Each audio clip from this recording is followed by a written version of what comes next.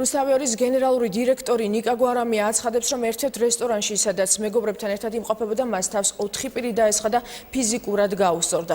აღნიშნული ინფორმაცია მან მოამბეს სატელეფონო საუბრისას დაუდასტურა. მისი თქმით, თავდასხმელები ადგილიდან მიიმალნენ. გვარამიამ Facebook-ზე განცხადებაც გაავრცელა, რომელშიც ნათქვამია: შუქით ჩაქრა და უკვე წამოსასვლელად ვემზადებოდით, რომ თავს დაგვესხნენ ჩუმად, მიპარვით სიბნელეში.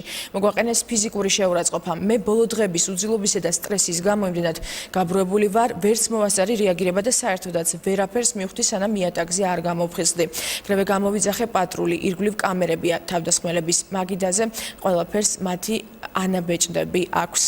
შინაგან საქმეთა სამინისტრომ კი როგორც უწყებაში აცხადებენ, გამოძიება სისხლის სამართლის კოდექსის 126 მუხლით დაიწყო. მოპარვით ვიღაცა ადამიანებმა უბრალოდ დაგვესხენ თავს მე და ჩემს მეგობრებს. ვერც მივხვდი ვერც გავინახე ეს ადამიანი ისე მოვიდა თან შუქი არ იყო ვაკეში და ამ რესტორანში ჩაბნელებული იყო და მივხვდი ერთადერთი რომ რაღაც მოხდა, იმიტომ რომ იატაკზე გამოვხიზლდი, როგორც ჩანს თავში ჩამარხეს და არაფერი მე გამოვიძახე, ჩემ მეგობრებსაც შეუწყო მიაყენეს, ანუ გამოვიძახე პატრული და აი ნახოთ როგორც არის მარკა, ჯერჯერობით პატრული ყველაფერს აკეთებს. ეს მოხდა დაახლოებით 6 საათზე, იყო 4 პირი.